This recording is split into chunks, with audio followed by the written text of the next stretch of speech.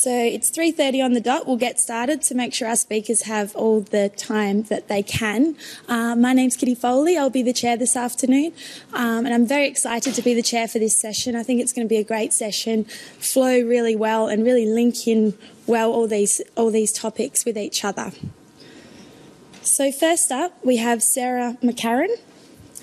Sara is an honours student at the University of the Sunshine Coast in the final year of her Bachelor of Occupational Therapy. Throughout her student placements, Sara has had experience working with people of various ages with autism spectrum disorders, including providing support in tertiary education. Supervisors, Professor Marion Gray and Penny Taylor, also supported Sara throughout her research process. So I'll hand over to Sara, get her presentation ready.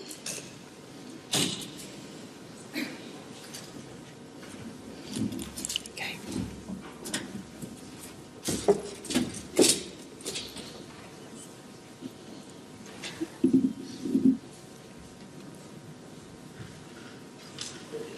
So good afternoon, everyone. As I'm Sara, and I'm currently doing my embedded honours program, so it means I'm doing my honours at the same time as my bachelor degree, so that's a lot of fun at the moment. So I'm going to start off by posing a question. Why is it that 81% of students with ASD that finish school do not go and receive higher education? Is it because of the inherent needs of universities not matching the needs of the skills of the students with ASD? Is it because they're not receiving enough supports or the right type of support? Is it because they don't know how to go to university or that they can't see the value in going? The research that I'm presenting is covering such a really small scope of this really big question. So I've been investigating the needs of students with ASD at the University of the Sunshine Coast. So in my presentation today, I'm going to start off by discussing what prompted me to start this research, a bit of background information about autism spectrum disorders and higher education and why it is important. And then I'll jump into my research and I'll discuss my preliminary results and how these may transform the future of higher education in Australia. No, that one. So I would like a raise of hands. Who here has done a university degree? That's pretty much most of the people in the room. Can you remember what it was like starting? For me, I found it really scary. I moved from a small town to this place where I didn't know anyone. I went from classes of 30 maximum to classes of over 100. The teacher didn't know my name. She didn't know my strengths, my weaknesses. If I needed extra support, I actually had to go and seek it out myself. It wasn't given to me. I had different people in each of my classes and I had to work with them in groups, and each semester these people changed. There was no one nagging me to go to class, and if I wanted to skip class and go to the beach instead, I could do that and I had no immediate consequences. I had to learn time management. There was no one telling me to get this assignment done on time. If I wanted to make new friends, I had to go and do that myself. I had to find groups. I had to introduce myself to people. And I know it took me a little while just to get into the swing of things. And all these experiences were difficult for most people. Can you imagine what it was like for someone who has got social impairments, such as someone who does have autism spectrum disorders? So I also have done some placements within the University of Sunshine Coast in the Student Life and Learning Department. And in that I've been able to get a little bit of anecdotal evidence from students on the spectrum about what they're experiencing at university. So I was speaking to a student a few weeks ago who is on the spectrum. He's been living in the same student accommodation for 2 years. He didn't even know his housemate's name. He has very few social connections outside of his family, and his family lives 2 hours away. He expressed a desire to me to make new friends, but he didn't know how, and he was lonely. Another student has a different story. He has recently joined a gardening group, and he's been able to have the social connection, and he's able to see those people on campus and say hello. And I've noticed a real positive change in his demeanour since he started this group. So I've been really curious to find out what supports make the most difference for students with ASD. So I performed a literature search and discovered that there was quite a limited number of studies identifying the specific needs of students in Australia. There was a lot of research about American colleges, but not a huge amount on Australian college universities. So this information helped me form my 3 main research questions. 1, What are the issues for students with ASD at university? 2. Do students with ASD feel supported at university? And 3. How could the university improve their support services for students with ASD? So over the past decade, there has been an increase in students coming to university that have autism spectrum disorders, and this can be attributed to the increase in global prevalence of ASD, so the increased recognition and the access to early intervention. So now is the time more than ever that we should be looking at what supports we need. So the data from the Australian Bureau of Statistics has found that of the people who have got ASD that finish school, only 19% go on to complete post-school qualifications. This is well below the rate for the rest of the population of people with disabilities and people who don't have disabilities. So this may be a contributing factor to the low employment rate of people with ASD. Post-school education opens up many employment opportunities, some of which are exclusive to people who have post-school qualifications. Only 42% of people in Australia were employed with autism in Australia were employed in 2012, which is again below the rate of people with disabilities and without. The implications of this can affect many areas of a person's life. Work is a place where many social connections are formed, so these networks may help with challenges that a person with ASD can face in life. The National Disability Strategy notes that employment contributes to the mental health, personal well-being and a sense of identity. So these are issues which people with autism may be already struggling with. Therefore, unemployment can further restrict a person's ability to participate and contribute to the community. They also experience economic implications. Without employment, people with ASD do not have the financial freedom to make decisions about their lives. So by facilitating access to university, these rates of unemployment may become reduced.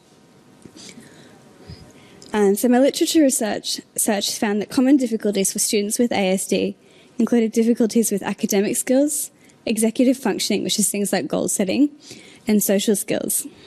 So the graph you can see, I've noticed it on a few different presentations this week, is from the Australian Bureau of Statistics, and outlines difficulties that people with ASD feel at school. So you can see that the top 3 are fitting in socially, communication difficulties, and learning difficulties. So many of these are going to translate into other educational places such as university.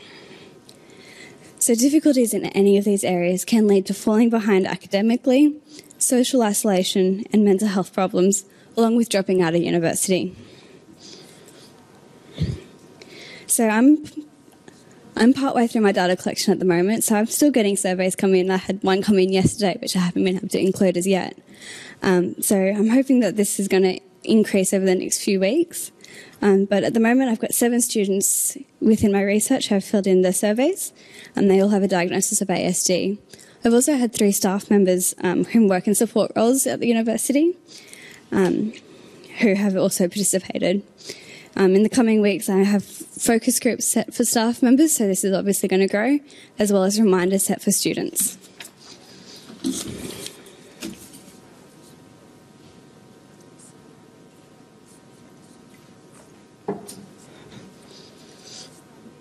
So the methods. So the questions that I used were taken from the DSM-5 self-rated level 1 cross-cutting symptom measure, which is a bit of a mouthful to say, and and the brief multidimensional students' life satisfaction scale, along with questions developed specifically for the University of Sunshine Coast. So the DSM-5 measure is a scale developed to assess the mental health domains that are important across psychiatric diagnoses. It has 23 questions that assess 13 different psychiatric domains. Each item requires information about how much the individual has been bothered by a specific symptom in the past 2 weeks. It is intended to help researchers and clinicians identify areas that may impact an individual's treatment and prognosis. The brief multidimensional student life satisfaction scale is a 5-question Likert scale asking participants to rate how satisfied they are in various aspects of their life.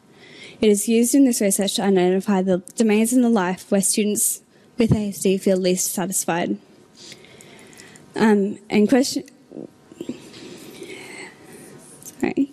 Questions specifically to USC were also included, such as how support services were used and accessed, and if there were any gaps in the support.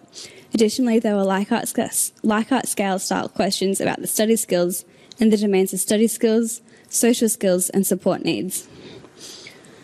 So this colourful graph here is the measure of the DSM-5 scale. So you can see that 86% of participants reported signs of depression, suicidal ideation, and anxiety over the past 2 weeks. This fits well with existing research that these are common comorbidities of students with ASD. You can see that of all the 13 domains, 11 of them, over half the participants reported signs of mental health problems. Some participants meeting the criteria for 2 or more different conditions. So it shows that it's really important to consider the mental health status for students with ASD when designing support packages. So this is the brief multidimensional life satisfaction scale. So as you can see, the spread in the scale is quite even, and there's no really all the trends are quite individual on what aspects of their lives people are feeling more satisfied in. So 50% of students rated that their university experience was neutral. 17% said they were very satisfied. 17% said they were somewhat satisfied, and 17% said they were somewhat dissatisfied. So it would be useful to use the scale after starting an intervention or support package to see if there are any strong changes within the scale. So the University of Sunshine Coast has got many supports in place and available to all students. These include general supports such as academic skill advisors, counsellors, and online resources. All first-year students receive a mentor in their first semester. The role of the mentor is to be someone that can answer questions, send out weekly information relevant to the student, be a friendly face on campus, and point in the right direction for support needs. Another initiative is our Unify program, which is a referral-only program for students experiencing long-term significant mental health issues. They have weekly meetings where they can meet others in similar situations and receive information about general things such as how to ask for assignment extensions. Just anecdotally, quite a few people that attend that session are on the spectrum. So the results of my survey showed that my participants were aware of the majority of these services, with the exception of the Unify, which is referral only. Half of the participants reported that they use academic advisors and disability advisors, and 33% report that they use counselling and Your Tutor, which is an online after-hours chat room-style tutoring system. All staff were aware of all the supports that were available. So this graph here displays all the data that I asked about study skills. So the main areas of difficulty include procrastinating, falling behind in class, managing anxiety when things get wrong, and worrying about marks, which are all things which are quite typical of most university students. A staff member added that they identified that students with ASD accessing support often had difficulties developing and implementing independent study skills, which is linked to their executive functioning.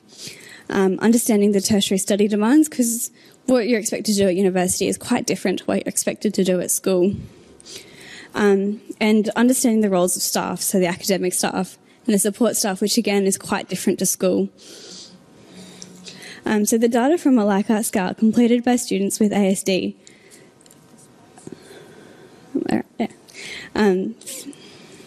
found similar issues. So participants reported on a scale of never to always. So overall, the participants are displaying difficulties finding groups to study with, working on group assignments, making friends, and experiencing loneliness. A staff member also identified that social skills and group work, developing friend networks, making connections with peers were all additional areas of difficulty for students with ASD. So I've had an overwhelming response from both staff and student participants that there is not enough social supports for students with ASD. So here are 2 quotes that capture a common theme among staff and students. I am not aware of any way to connect with other students with ASD to discuss similar experiences. And as these students find it difficult to connect with others, a support service is required.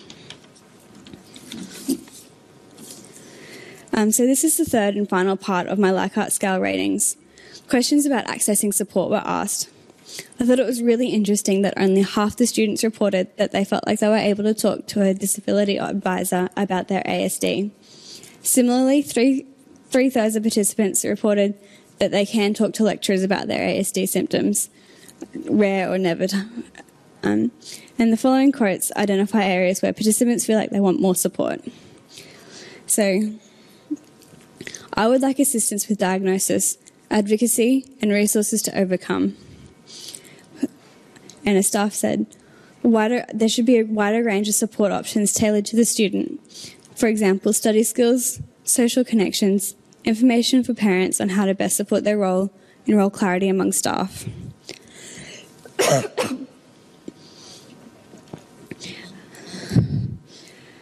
So this quote captures the complexity of the university process. I don't fully know what is available.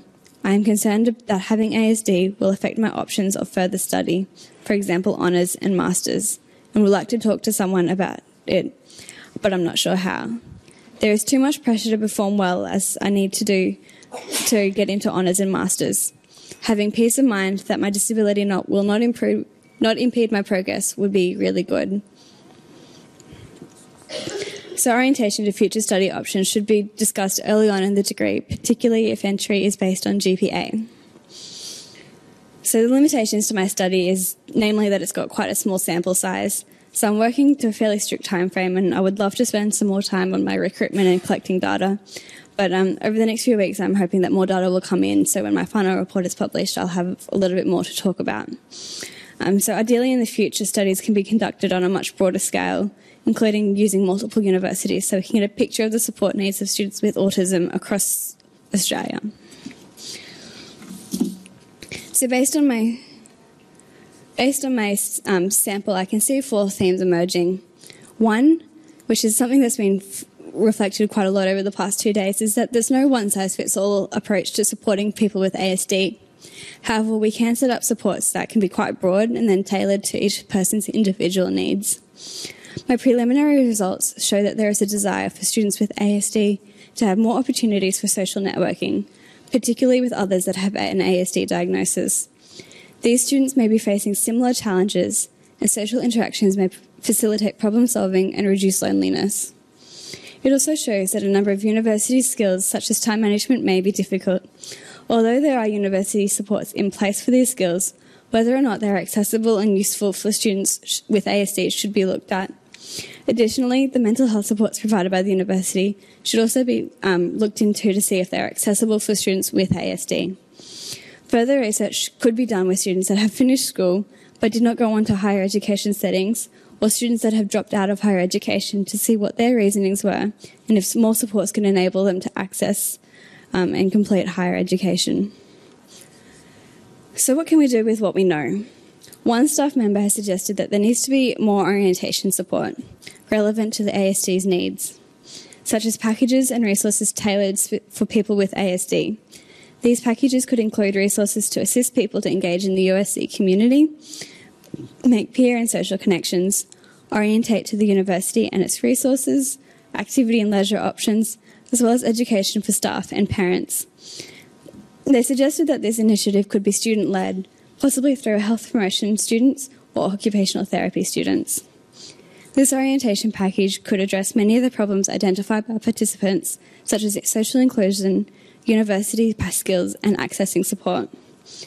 Further research could evaluate such an orientation support package, and pending its success, could be used in all Australian universities. In addition to this package, there should be ongoing support for students with ASD, such as a semester-based check-in, to see if there's any issues that have arisen that need to be resolved. So staff members should be educated about working with students with ASD. So this may be done through an in-service day and different groups of staff, for example, academics, support roles and admin. Additionally, there should be a clear role description for working with students with ASD so that staff do not go under or beyond the service needs. There could also be parental information days as well, because what I've noticed anecdotally is there's a lot of helicopter parents, and at school, that's all they've been used to. So coming to university, we're trying to foster independence within the students with ASD. So we can have discussions with parents about how to do that best and how you can help support your child becoming independent. So what has been identified within my research will help the tertiary education providers at university to scaffold the support services for future students with ASD, which will hopefully reduce the stress on current services and better prepare the university for supporting students with ASD. So I want to send some acknowledgements out to the University of Sunshine Coast for the funding and resources, to my participants and to my supervisors, Professor Marion Gray, Miss Penny Taylor and Miss Rosie Bruce. And so I've got my contact details there. I'm hoping to be finished and have this published mid-next year. So thank you.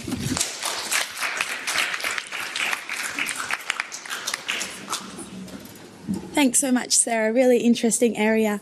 We might have time for one really quick question, if there's one in the audience. I'm interested, Sarah. So you put in your limitations that it's just the research is just happening in your university. I think that might in some ways be a strength, because you can provide really specific feedback to your university about the experiences of people with autism. So have you thought about how you might provide that feedback to the university specifically? So I'm lucky enough that I actually work in student life and learning, so I'm actually got quite direct contact with the people who are implementing these supports. So I'll probably more than likely end up doing a report to them and make some suggestions, and I might jump on board with them and the occupational therapy team to develop an orientation resource which can be rolled out to students. Great. Let's thank Sarah one more time.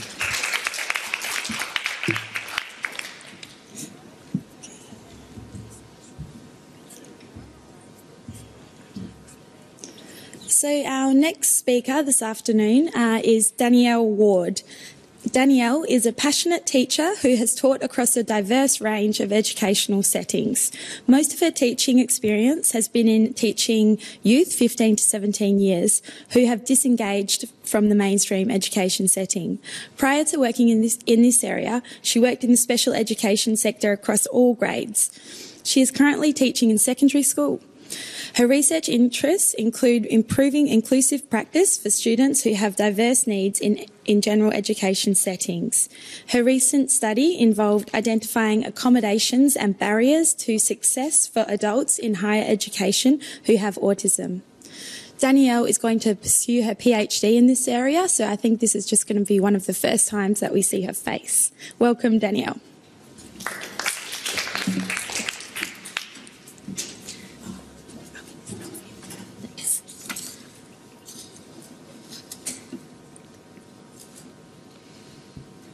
Thanks.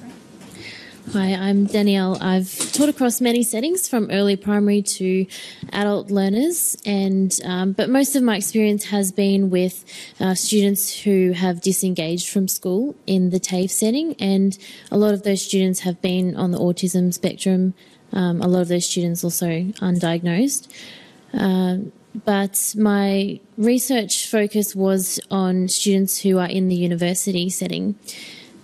So based on current prevalence rates and current enrolment numbers at universities in Australia, could be estimated that there are between 56,000 and 57,000 students enrolled in Australian universities who have an ASD.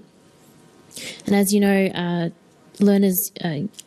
students with ASD are unique learners who often require additional support, and that doesn't disappear at age 17 when they leave school and move on to post-secondary education. So while there have been many advances in practice and greater awareness and support for learners with ASD, most of this research has been done in early intervention areas and slightly more in primary and secondary settings, but there is still a huge gap in the area of looking at adult learners in university settings. So there is a need to better understand how these students can successfully navigate the social independent living demands of higher education.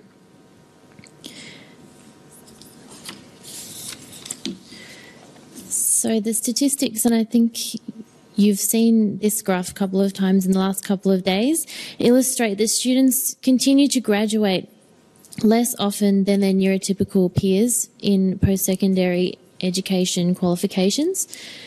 But what I found interesting about these statistics was the story behind them, that much of the research attributing to this gap says that it's not always to do with the academic aptitude of students, but factors that are not related to the academic rigour of higher education, but related to the other demands of university. So that to be successful in higher education, students need to demonstrate not only academic skills, but must also be competent in a myriad of other areas, including social communication, self-management, self-determination, and independent living skills. So anxiety was another common theme that students reported, and other challenges related to bureaucracy, time management, note-taking, exams. A lot of students reported that they needed additional time for exams, and undertaking subjects that were not within their areas of interest. So students found it difficult sometimes to maintain motivation because they had to do some prerequisite subjects that they found boring or didn't align with their interests. So my interest was to find out what factors, if they're not always related to the academic rigour of higher education, contributed to students' success in university.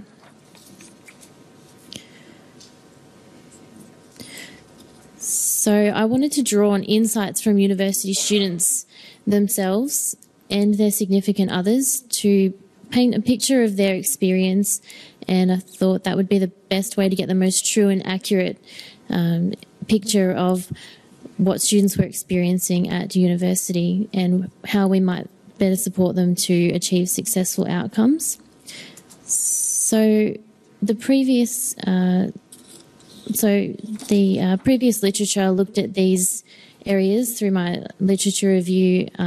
It was these areas that these particular research studies were ones that also looked at gaining the personal perspectives of students themselves. So some of these areas included navigating the social world, feelings of anxiety, loneliness, and students spoke about struggling with basic day-to-day organisational aspects of university.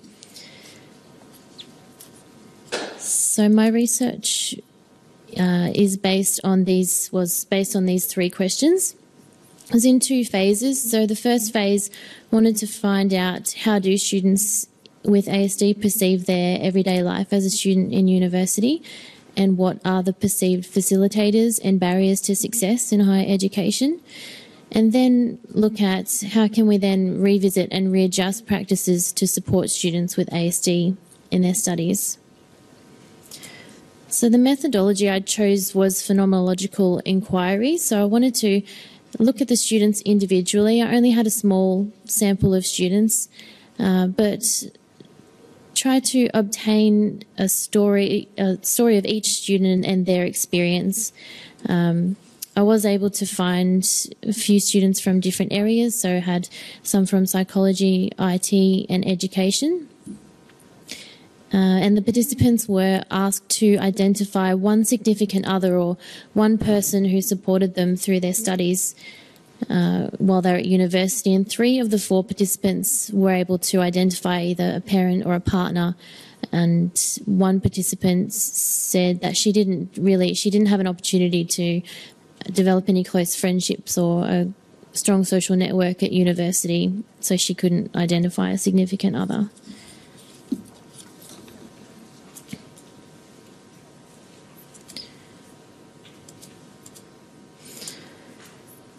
So the data was collected with semi-structured interviews over a period of 6 months.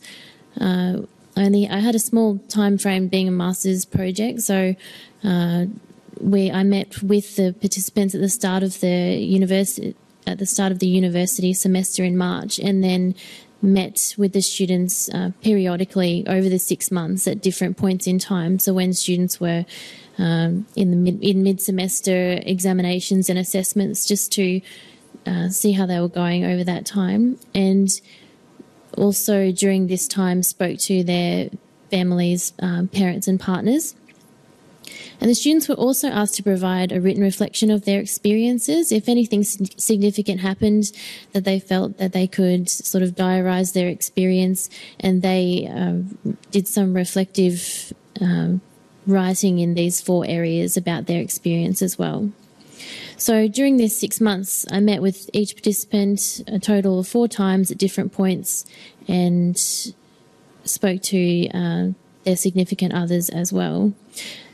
So once all of those interviews were complete and the written reflections were compiled with the transcripts, they were analysed and themes were drawn based on verbatim what the students were saying, so using coding to come up with the themes. So this is just an example here of how these statements were translated into themes. So for example, there, the first theme, most of the students did mention finding it difficult to ask for help. So then this became the theme labelled accessing help and support. So data analysis revealed 2 domains. So the first domain refers to internal states of being. So the students spoke about, during their experiences, moving between these 2 internal states of being, where they were either feeling very passionate and determined and could persevere with their studies, or had faced some adversity and were experiencing feelings of anxiety, depression and isolation. And this is when students would defer study or withdraw from study. And then influencing those 2 internal states of being were these 5 mediating influences, which included awareness and understanding and empathy of university faculty, peer relationships and friendships, accessing help and support, self-awareness of specific needs, and problem-solving and coping strategies. So there's a bidirectional relationship between these mediating influences and the students' internal states. And depending on whether those mediating influences are having a positive or negative impact on the student, will determine which of those internal states the student is experiencing at the time. So the first internal state was labelled passion, determination and perseverance. So this was concerning students when their love of learning and their passion for pursuing a degree, which will ultimately lead to a career in their area of interest. And the second theme, anxiety, depression and isolation, was concerned with students' experience of anxiety and depression. So this is where students spoke a lot about feeling quite isolated and wanting to withdraw from study. So students' internal states affected their level of motivation, study behaviours and enthusiasm towards study, which then of course affected their academic outcomes. So the mediating factors affecting the students at university included awareness, understanding and empathy, self-awareness of specific support needs, peer relationships and friendships, problem solving and coping strategies, and accessing help and support. So I'll talk a little bit about those. So these mediating influences, as I said, either have a positive or negative effect on the students. So all of the participants expressed enjoyment in their studies and excitement about pursuing a degree, which they hoped would ultimately lead them to a career that would let them pursue the areas of passion and interest. And this is often what increased students' motivation and perseverance with study. But when students experienced anxiety and depression, it was often their passion in their area of interest which provided them the impetus to persevere with their studies.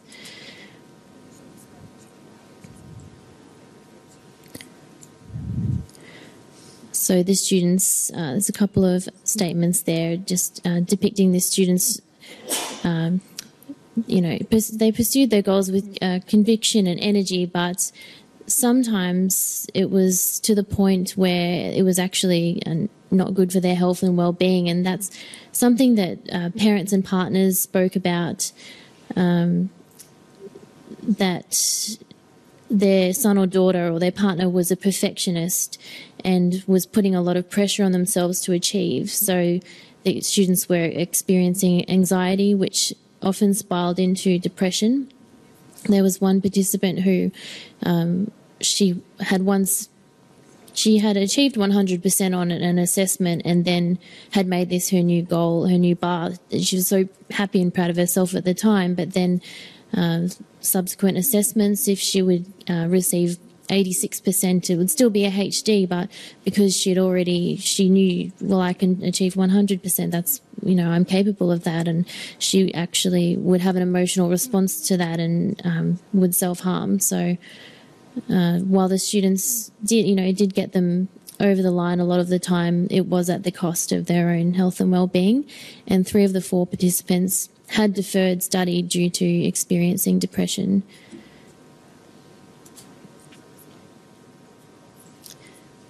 And this is her quote here. So every time an assessment is due back, the stress and anguish I go to prior to and sometimes after is exhausting, and that's why I'm even scared to start my assignment, because sometimes I'm scared of what's going to happen if I don't get a good mark. So her anxiety was quite significant.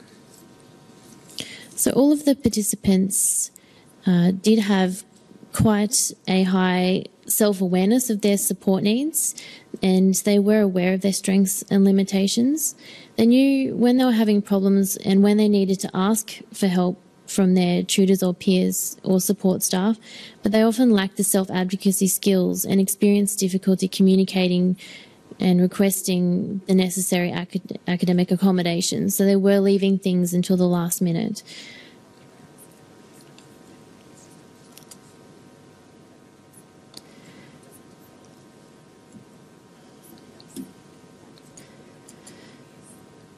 Students also acknowledged that a lack of knowledge of the hidden curriculum often caused them difficulties, and identified that social relationships were problematic.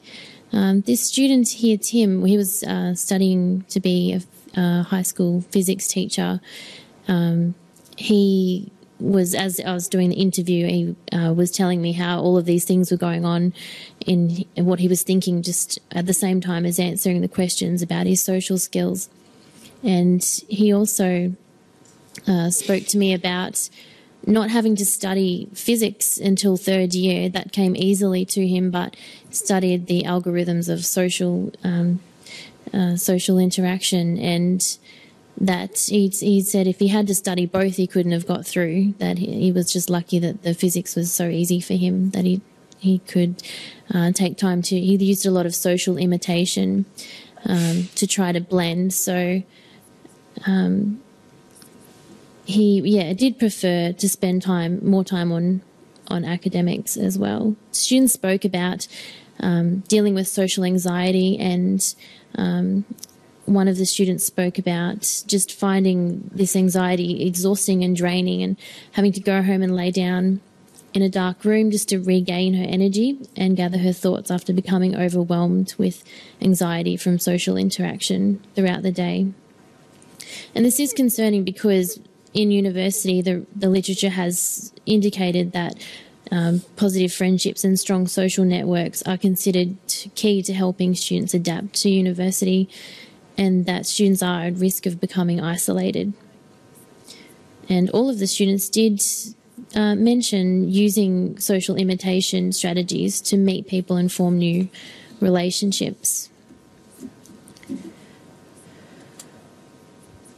Accessing help and support was another theme. It's not something that I'd anticipated, but I've since read quite a bit about this apprehension towards accessing help, and this stigma attached that it's, the students are seeking an advantage over other students, or they don't want to go and approach academic staff when they need accommodations.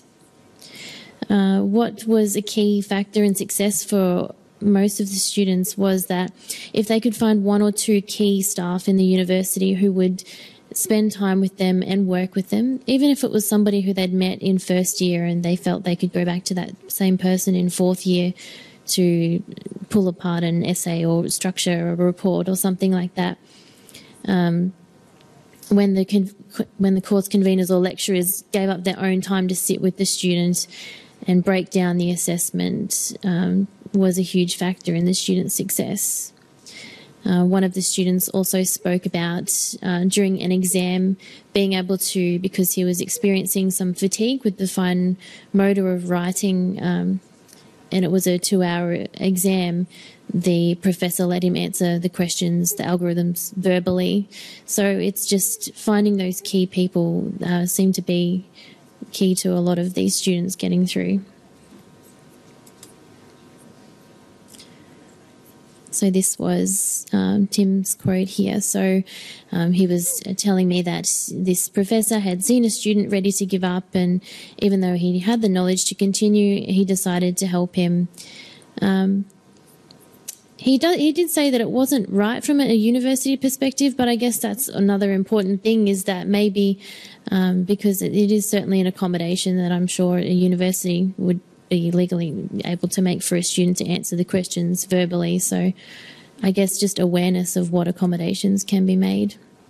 So these implications for practice came from parents, partners and students, developing awareness about students' needs and appropriate adjustments, and having regular communication with course conveners, tutors, lecturers about the progress and necessary adjustments, and some increased opportunities for professional development for supporting students to help them understand how students with ASD could be better supported to navigate the academic and social living demands of university.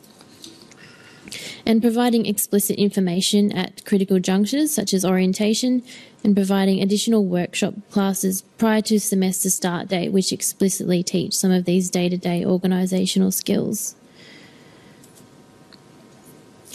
Sessions on practical topics such as expectations regarding social interaction and group work situations, what to do when feeling overwhelmed, and if there are spaces where students can go to regather their thoughts, where's to access to quiet spaces, and how to ask for clarification from academic staff.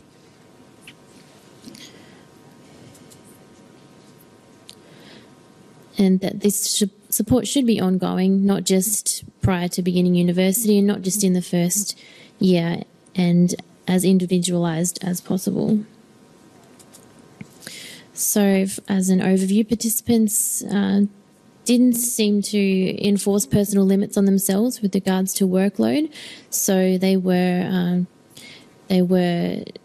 working at times through things that were at the cost of their own health and well-being, and there wasn't somebody there to help them stop or slow down, or and all participants held these aspirations for achieving perfectionism, and while they were exceeding their personal limits and becoming exhausted, stressed and burnt out, it was ultimately their determination for pursuing their areas of interest and passion which got them through in the end. So I guess I really enjoyed meeting these students, and I still keep in contact with them now. They're all working in their areas of passion and interest, and I'm sure they'll all be at the top of their field because of their high level of passion, motivation in their chosen fields. And that is, also concerning too, because, makes me think how many students didn't have the resilience to get through some of those skills who are equally passionate and determined students, professional people who might not have persisted with their studies due to some of these issues that are not related to their academic ability or capability. And a significant theme that came from this was that there isn't a huge amount of research in how to help students foster self-advocacy, self-determination skills. So that's where I hope to focus my studies on now. Thank you.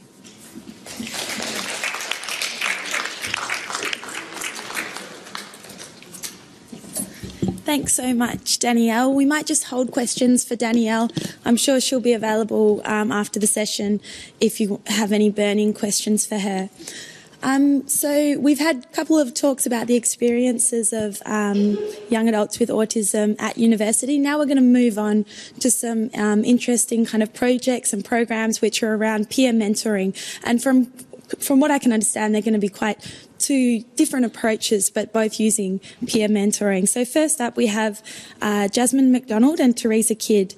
Dr. Jasmine McDonald has an extensive background in education of students on the autism spectrum as an educator, researcher and parent of young adult on the autism spectrum. Her PhD research investigated how families deal with the education of their children on the autism spectrum over time. Dr. McDonald is presently an honorary research fellow at the Telethon Kids Institute, actually where I spent 5 years completing my PhD. And she is also a joint coordinator at the Curtin University Specialist Mentoring Program.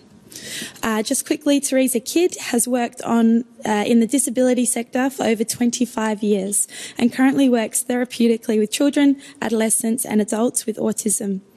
She is completing her PhD at Curtin, assessing the efficacy of cognitive behavioural therapy for anxiety in older adolescents with high-functioning autism. So Theresa is also a joint coordinator of the Curtin Specialist Mentoring Program. So welcome to Jasmine and Theresa.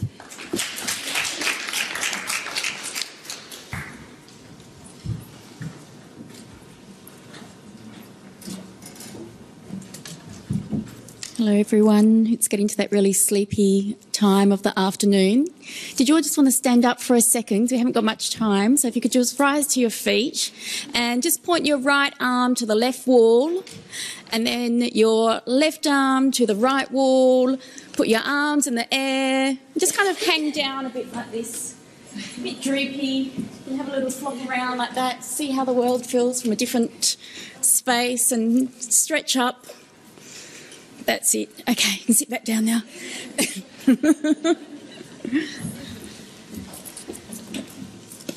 Good afternoon, everyone.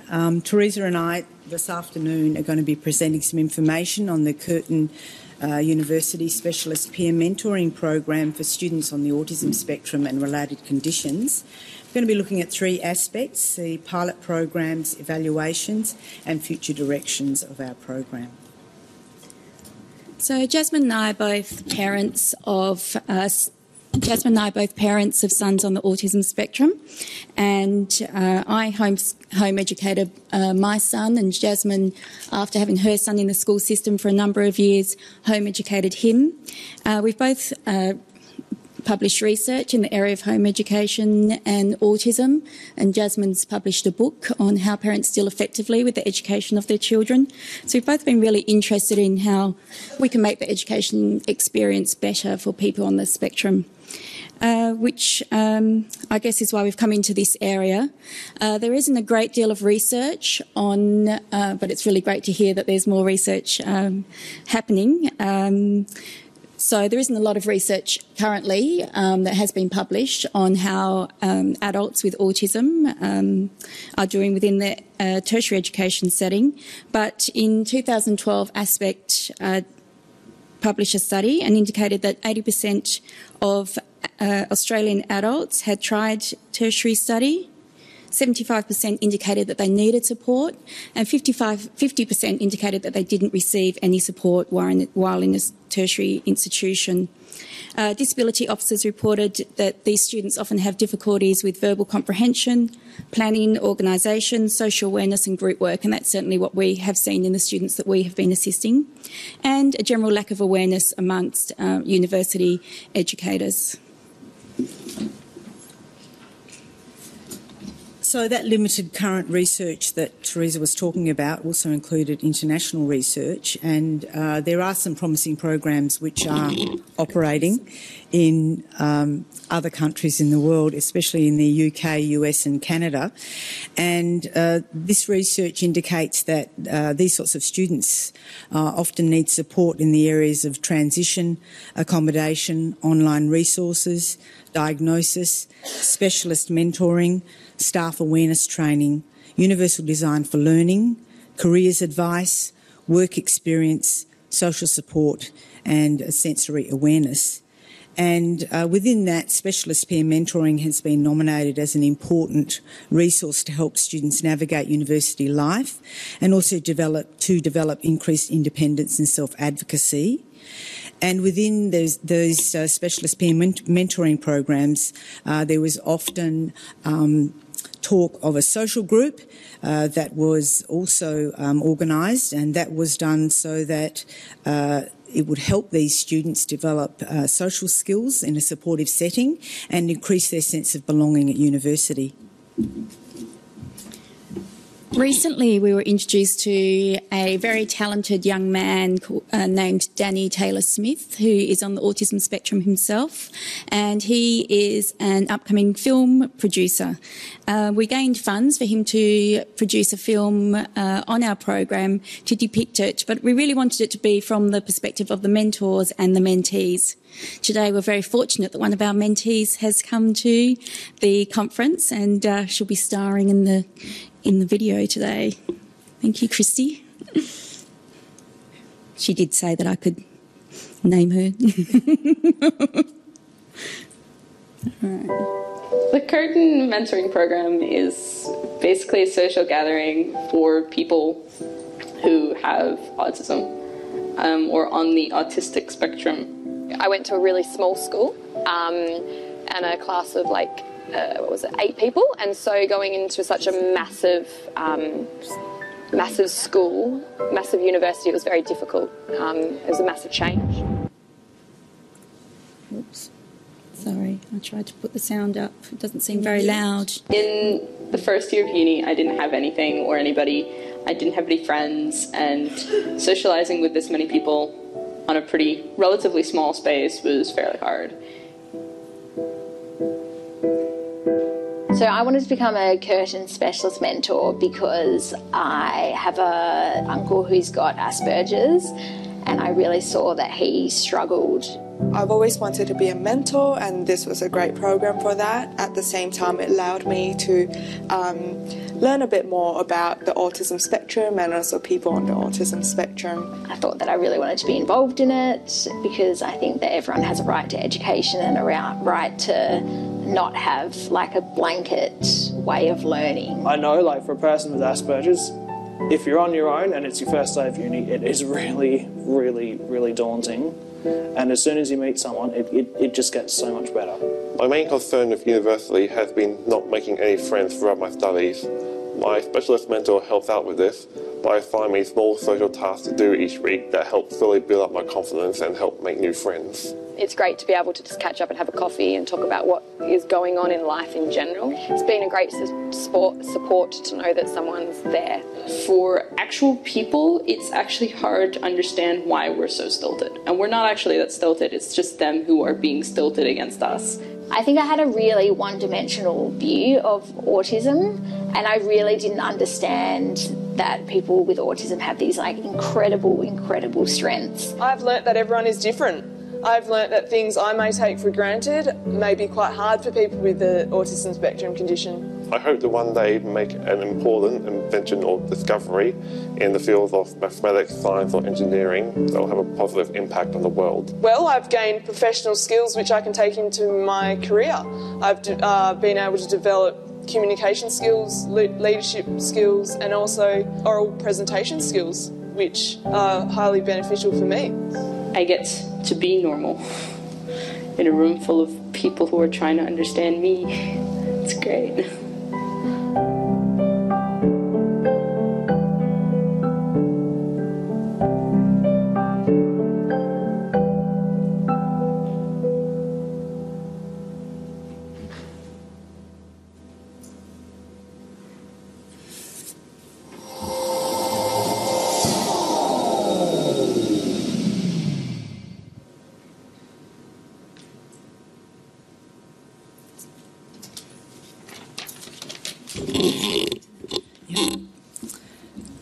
In terms of how Theresa and I came to set up a program like this at Curtin University, we thought we'd give you a little bit of history. In mid-2013, Theresa and I were at different campuses in Perth. I was at UWA and Theresa was at Curtin, and we were both concerned about the fact that there weren't purpose-built support services for people on the spectrum. And given our own experiences with schooling, we felt that it would be great if we could do something to be able to set something up. And there was a meeting, and at that meeting at Curtin, we got together and we decided that we would try to set up a joint project at both UWA and Curtin, introducing a specialist mentoring program on both campuses as pilot programs. Unfortunately, in the initial instance, UWA weren't able to be on board at that point in time, but Curtin were. So they offered to fund Theresa for 1 day per week, and we managed to get funds from Autism West, a wonderful not-for-profit organisation in WA who have funded my position there for a couple of years. And from there we have run a program developing it from the ground up based on best practice research from other countries. We were particularly impressed with the University of Cambridge model, and we use that as a basis for our program, but we have tailored it to our own specific circumstances in WA. And the model that we came up with was to use the services of postgraduate successful students in occupational therapy, psychology and speech pathology, and to get them to provide mentoring during the teaching weeks of the semester. And because we knew that sometimes it can be quite difficult to work with students on the spectrum, we thought that it would be a really good idea if we provided appropriate duty of care for our mentors as well. So we have a weekly supervision meeting where we can get together and we can discuss possible solutions for difficulties which come up on a regular basis. And we were also able to provide reimbursement for our mentors through federal funding and also through counselling and disability services at Curtin University. And we felt that the combination of the mentors in the health sciences, being able to provide them with professional practice experience and then linking them in with Curtin students on the autism spectrum would be a win-win situation for both. And we also, within our program, have developed a social group, which we encourage our mentees to come along to, but of course it's very much up to them whether they would like to attend. So the mentors are provided with training specific to autism that Jasmine and I developed, and they also attend a generic training that Curtin run on mentoring as well. The students with autism that register with our program complete quite a lengthy intake form, we offer for them to involve a support person to help them with that form if they need it. We really want to gain as much information about them so that we can pass that on to their mentor so that they can specifically cater their mentoring to the needs of the student. So the mentoring looks different for different students. So it's a very flexible and individualised program. The mentor establishes short-term and long-term goals with their mentees. So they can really work to not just what's happening now, but also look towards the future. We want to provide our mentees with independence and self-advocacy skills and help them to develop a pathway into their career. We don't want people finishing uni and then not doing anything. So Jasmine will talk a little bit more about that. The mentors also link the mentee up with any services that they would like, or clubs on campus, social groups. And we really want them to feel a sense of belonging while on campus. We have one guy who'd been at uni for 3 years when he came into our program, and he hadn't really spoken to anybody else and hadn't formed any friendships. He's now regularly attends a social group. He's formed a study group with some other people that are studying a similar subject to him, and he is also a paid tutor to other mentees because of his skills in astrophysics and mathematics.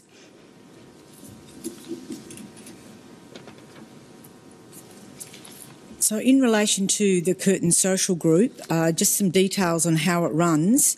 We found that running it for 90 minutes per week during the teaching weeks of semester helps to get the group to become cohesive. And we include both mentees and mentors so that we can have some good interactions happening with some good role modelling.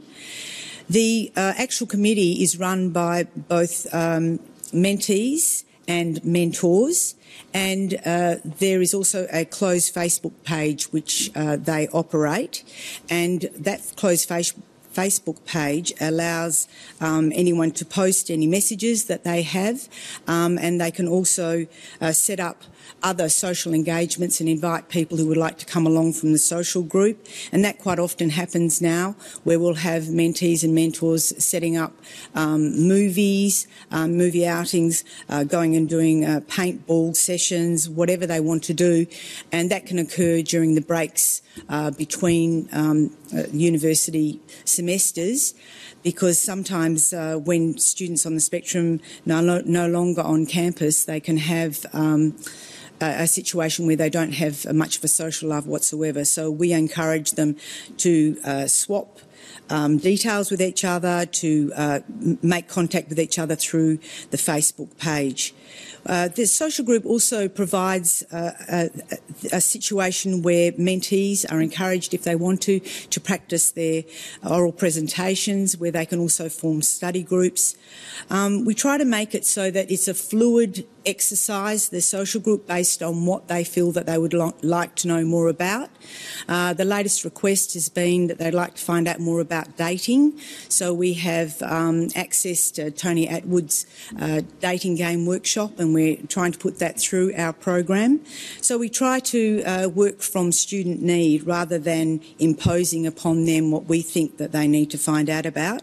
We also have the opportunity for guest speakers to come along, and we've had Joel Wilson, who is also been giving some presentations over the APAC conference. He's another individual who works for the Autism CRC, and he is also on the spectrum, and he's encouraged self-advocacy within our mentees.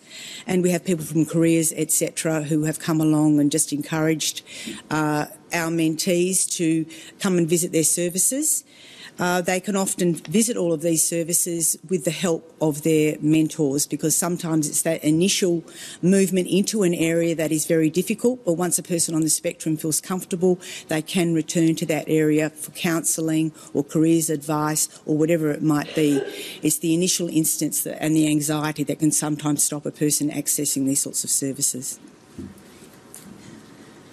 So at the beginning of last year, we had aimed for a pilot project to assist 5 students with autism. By the end of last year, we had 17 students enrolled in our program, and currently we have 33 students with autism registered with our program and 23 specialist mentors. And with the rise of students with autism leaving school over the coming years, I'm sure this number has the potential to grow.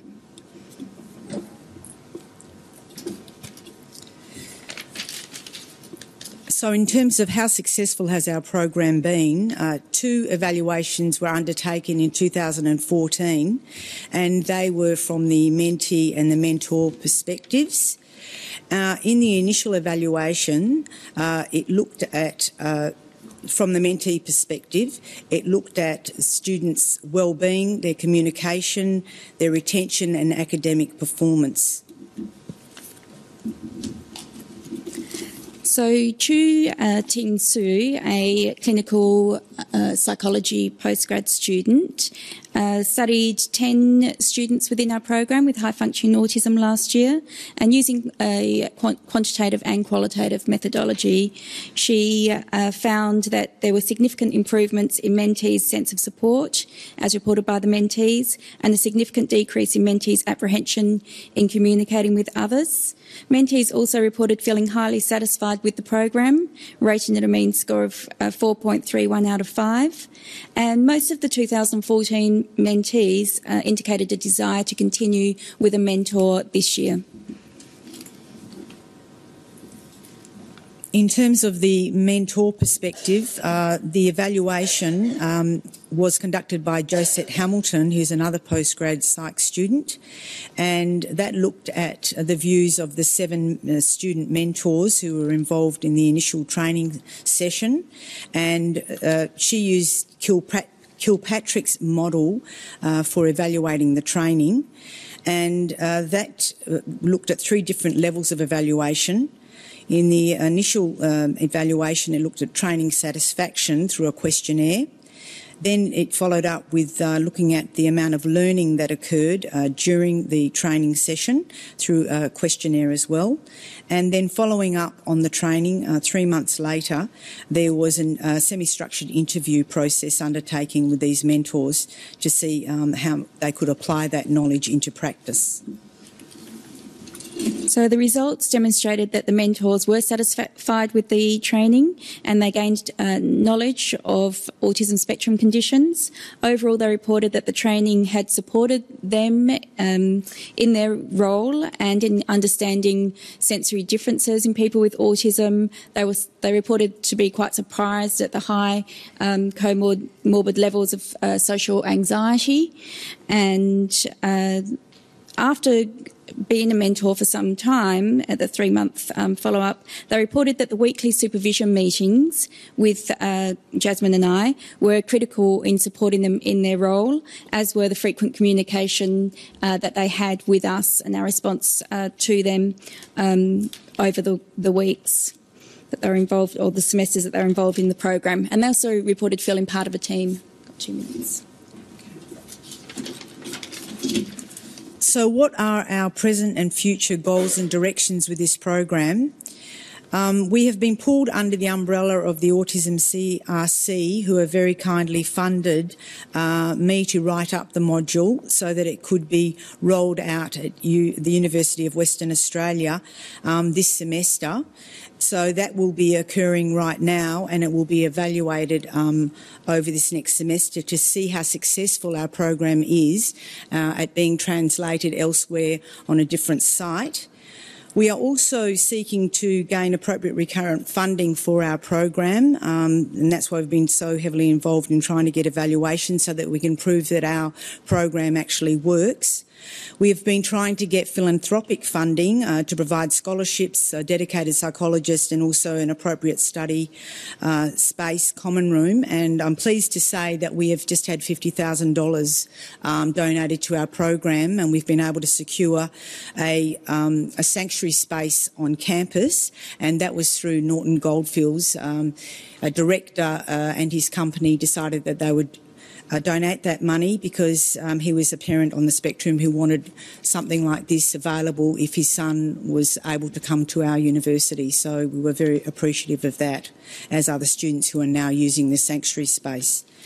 We want to improve our program over years based on evaluation results and also stakeholder feedback, and we want to increase linkage of our mentees with employment and work experience opportunities, and we are doing so at the moment.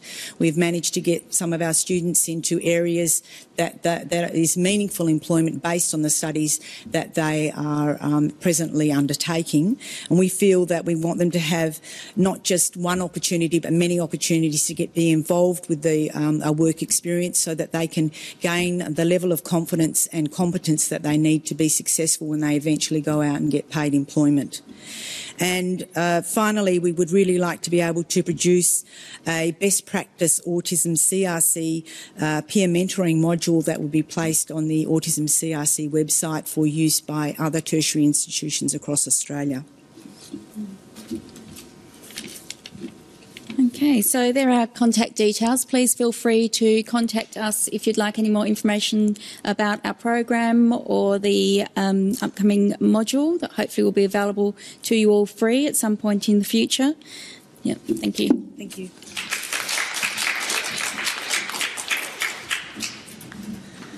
Thanks so much. A really exciting program which seems to be growing a lot, and hopefully will secure lots of funding in the future. I'm sure you'll be able to approach the girls after for any burning questions. So we'll move straight on. Next we have Donna-Marie Thompson. Donna is the Disability Support Coordinator at the University of Southern Queensland. She has a professional background encompassing law enforcement, justice, mental health and disability advocacy. Privately, she is in the midst of building a home while simultaneously completing her postgrad dissertation in psychology, and she maintains her sanity through her love of animals and meditation, which is very important. Donna has a co-presenter, which I will leave her to formally introduce.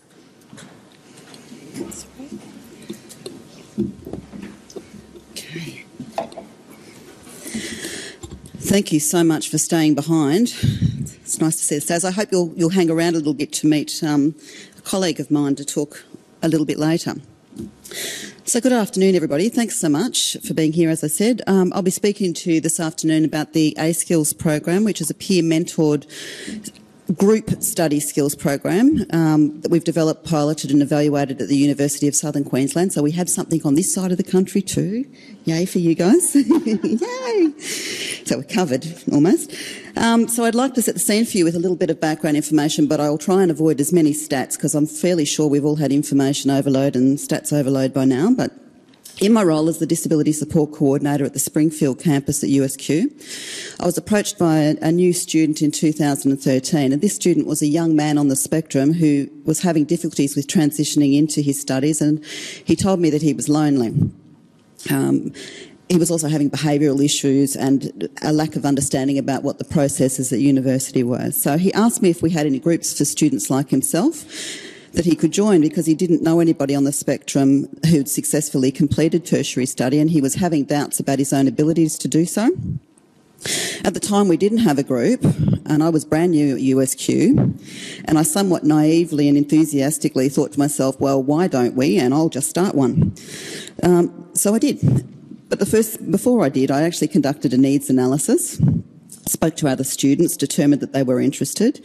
We knew that we'd seen a significant increase in the number of students with a disability registering for support at USQ, with around 64% increase in registration and contacts from students, increasing by about 93% at our Springfield campus alone.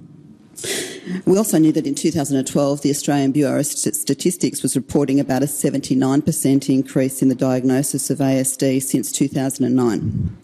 So while our database didn't allow us to, at that stage, we've got a new database now, but at that stage we couldn't tease out how many students we were seeing coming with ASD, but my colleagues around at our 4 campuses, are you able?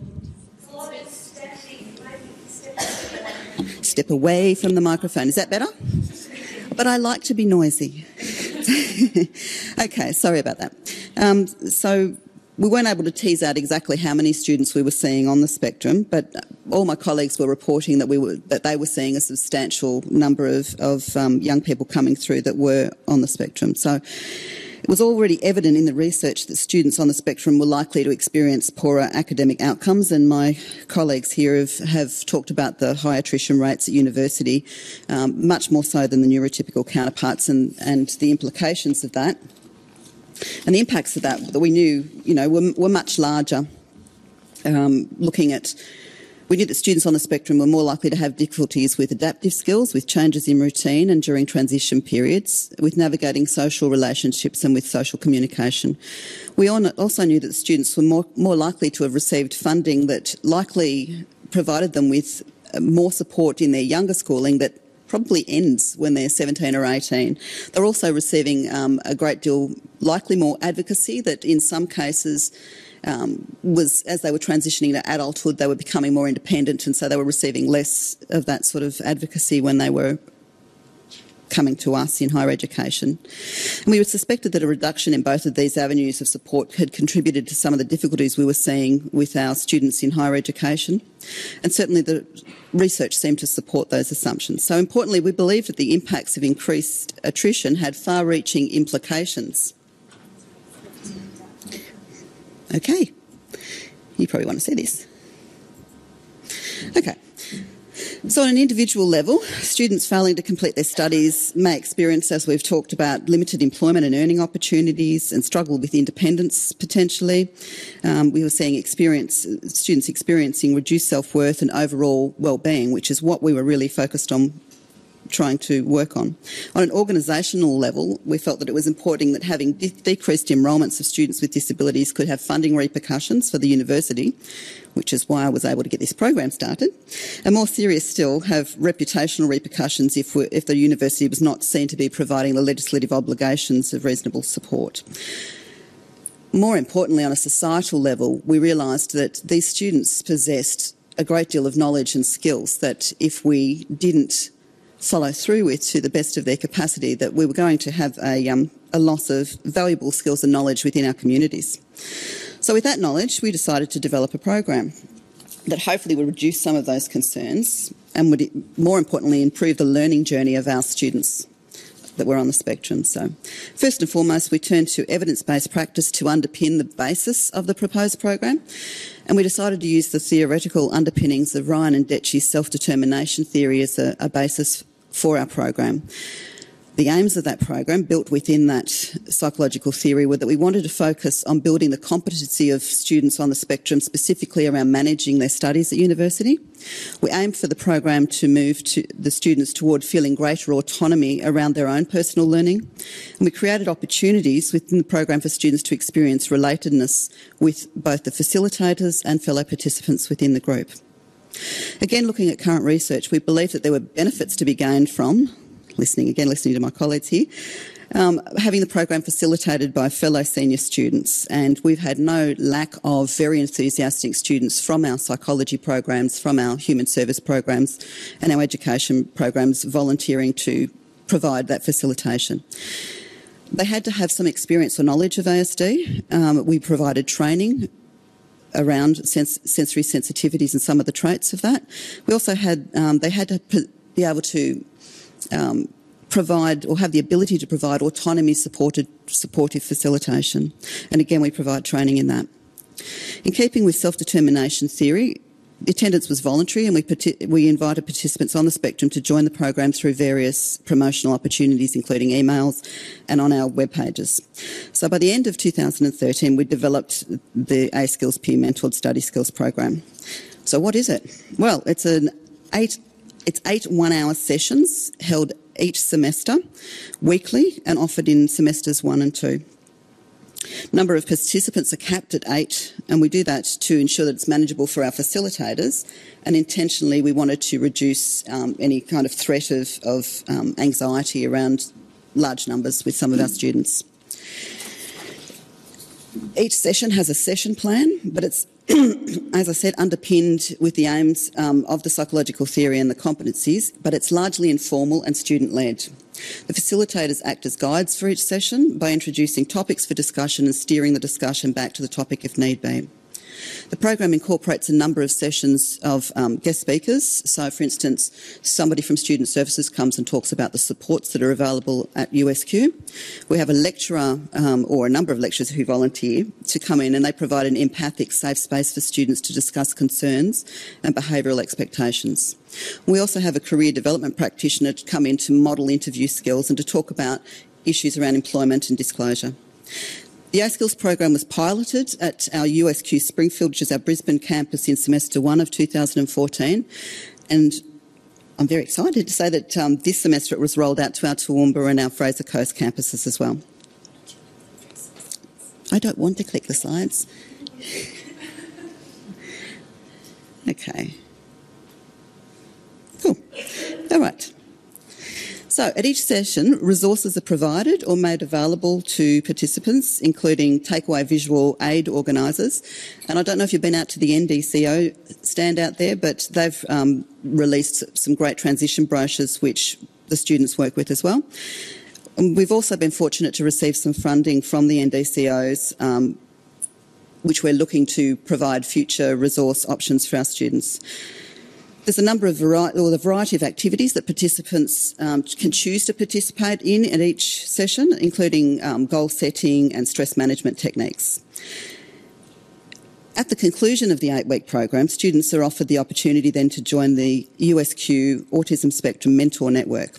And the goal of that network is to provide leadership opportunities to our students on the spectrum in the form of opportunities to act as guest speakers at university events, to co-present at conferences, to act as mentors to new students on the spectrum, or to co-facilitate future offerings of the A Skills program. And actually this semester, one of our campuses, the co-facilitator, is a young woman that has just finished her honours degree in psychology. She's a young lady that's on the spectrum who's looking forward to her postgraduate studies. So having piloted the program for a year with promising anecdotal feedback from students, I remembered, we decided to look at evaluating the program empirically. So during semester 1, we recruited 4 participants, 2 men and 2 women, who volunteered to be our participants to look at the Springfield A Skills program.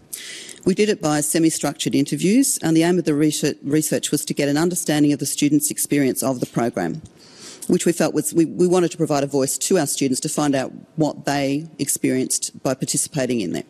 So to do this, we engaged with the qualitative methodology. I'm going to take a sip before I try to pronounce this.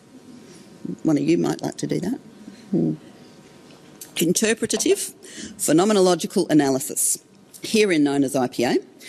We also included interviews with the 2 peer facilitators in order to gain their observations around the program and their experiences of the program, but also what they observed changing within the students over the 8 weeks. Our specific research questions were largely, how do higher education students on the autism spectrum make sense of the support they receive during their tertiary learning journey in general? So we're looking at the overall support at university, but more specifically, we really wanted to know how they were experiencing the A Skills group program. We're currently in the process of writing up that research. However, we've identified 4 emerging themes in the preliminary analysis phase. So we can see those up there. I think there's even a pointer here, but I'm not going to test my lack of... Here we go. Oh, look at that. Okay, so we've got sense of identity, motivation to succeed, need for support, and A Skills as agency. We're actually looking at a model of that. Basically, the first 3 seem to blend towards, if you've imagined A Skills in the centre, those seem to be the things that our students drew our attention to. And I've included an exemplar quote from each of them, each of those themes up there.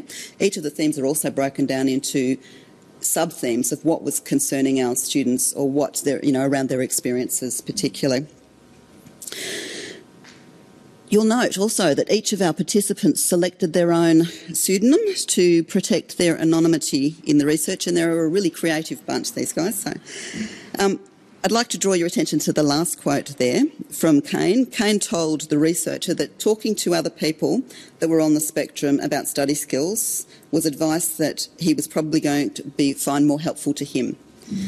This was a young man that was very, very proud of being on the spectrum and held a lot of respect for others that were also shared some of his very unique traits. So by and large, the participants all indicated that sharing experiences with other students on the spectrum in a supportive environment appeared to have provided an opportunity for a sense of autonomy, competence and relatedness with others to grow. So, where to next for the program? Well, firstly, we'll refine and finalise our current research on the pilot program, which we hope to publish early next year. Excitingly, we're also extending this research now to cross-campus comparison of the A Skills group participants at each campus, and we'll be holding focus groups for those participants in October. With this next research, we're also introducing a quantitative feedback measure, and we've collated initial expectations at the beginning of the program to provide 3 points of comparison across the campuses. We're going to report these research findings and detail recommendations for future programs by the end of the year. That's going to be fed back. We've actually been given funding for that from Student Services, so whilst we're looking at publishing on a larger scale, we're very much providing the feedback about the recommendations to the university. Okay, so we are using the feedback, and it's important that we note that, I think, because one of some of the feedback that we had from our last semester was largely around that, yes, we've got a careers development practitioner, she's neurotypical, she's fantastic, we're getting a lot from her, but gee, we'd really like to hear from somebody that was employed or had completed study that was on the spectrum, so that we knew that there was some hope for us to be able to do it. And we were fortunate enough to be engaged with two willing guest speakers. One of who is with us here today, Sophie O'Sullivan. Both Sophie and Moz O'Sullivan are from EPIC Assist, and they are doing a guest speaking session with our students to talk about their experiences of being employed, completing tertiary education, and also around disclosure issues. And that seems to be working really well. We're also looking at longitudinal research opportunities that focus on the retention of students on the spectrum. Ultimately, however, our focus is really on giving a voice to the A-Skill participants with a view to the continuous improvement of this program.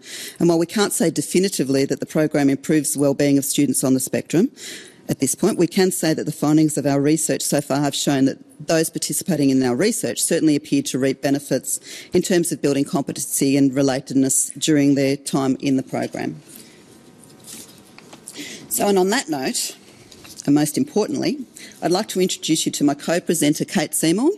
Kate is a young lady who is currently completing a Bachelor of Commerce and Business at USQ. She identifies as being a young woman on the spectrum and was one of our participants in our first semester A-Skills program this year. And she's kindly agreed to share some of her experiences about participating in that. So if you could all give Kate a warm welcome, please.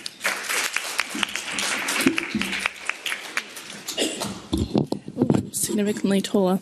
Apparently don't yell into that. Oh, okay, thanks.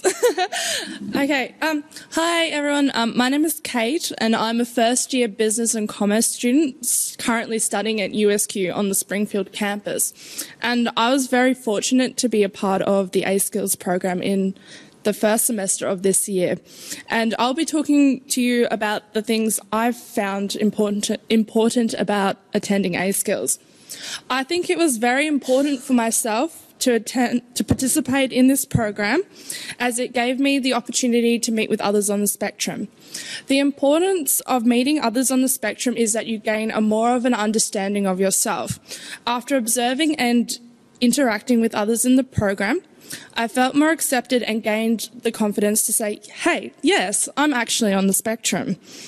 As I had come from a small community in the Gold Coast hinterland, I had a limited interaction with people on the spectrum before attending A-Skills.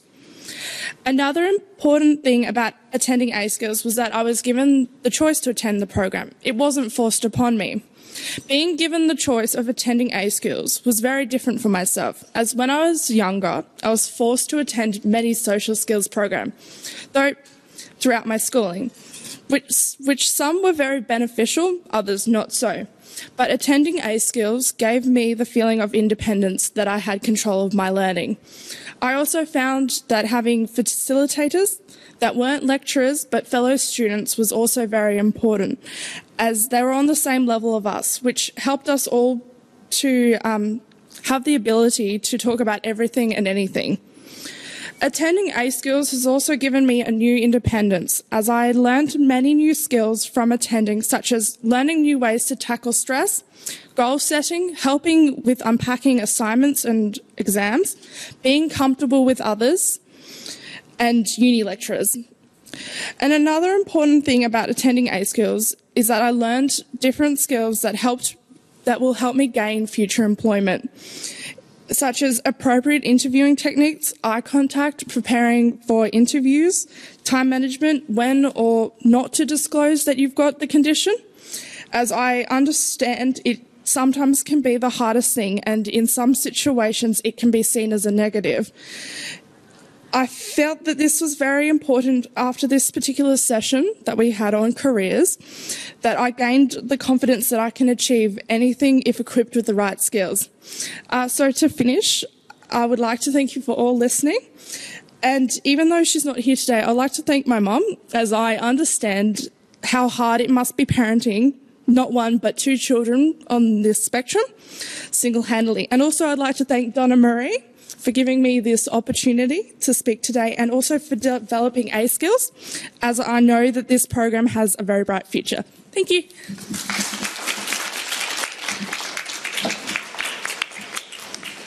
So, she's a lot taller than me. So thank you for staying again. I really appreciate that we're all going to be tackling the traffic very shortly.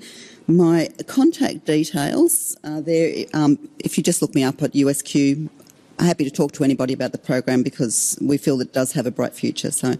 But feel free we'll hang around, Kate and I, to come and talk to us if you'd like to ask any questions. So thank you.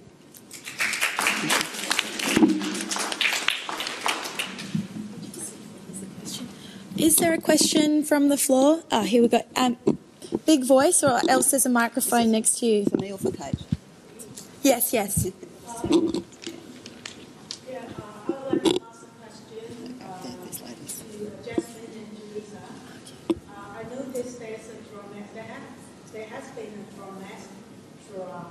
dramatic increase of people joining the specialist mentoring program.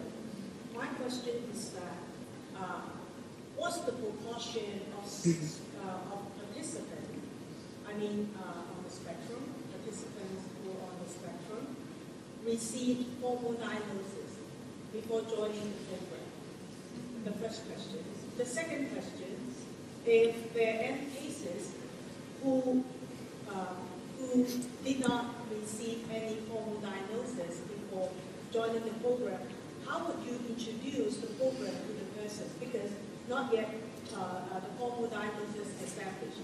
How would you introduce the person to join? And the last question. The last question is, such a successful program, how is it related to the existing disability learning services? Is there any overlapping area, and how to collaborate with them? Thank you. We do have a high proportion of our students who have been diagnosed, but the reason that we called our program the Curtin Specialist Mentoring Program for students on the autism spectrum and related conditions is because we knew that there were some students who did not necessarily have a formal diagnosis but could definitely gain from being part of our program. So that's why we expanded the parameters of our program to include those sorts of students. We also have got a relationship with Counselling and Disability Services at Curtin. We sit under them, and what we recommend is that all of our students are registered with Counselling and Disability Services and that they come through them first so that they can be given a Curtin access plan, and that way they can be encouraged to use the accommodations that they might be eligible for. What was the third part, sorry? How do they find out about the program? Yeah, I think that answered it in terms of them often contacting the Counselling and Disability Services initially, and then they get told about us and they come down to our program and we incorporate them. But we also do open advertising, and so we do have some families who make no contact with anyone else but us, and then we get them to go through Counselling and Disability Services so that they can gain that level of connection with counselling and disability. Great, thank you. Okay, just because I know it's 5 o'clock now, we might wrap it up. Can we thank all the presenters? Oh, wait, sorry, one burning question? No, not a question, just to thank you. Yeah. I have a son in year 9 who's on the spectrum. He desperately wants to go to university, and I know his executive function and social skills were, I was like, what's going to happen when he gets to university? But you've given me hope, so thank you. That's the whole point. Yeah, thank you very much. Yeah, a great point to end the afternoon on. Thank you to all the presenters, and I hope to see some of you at the cocktail event later.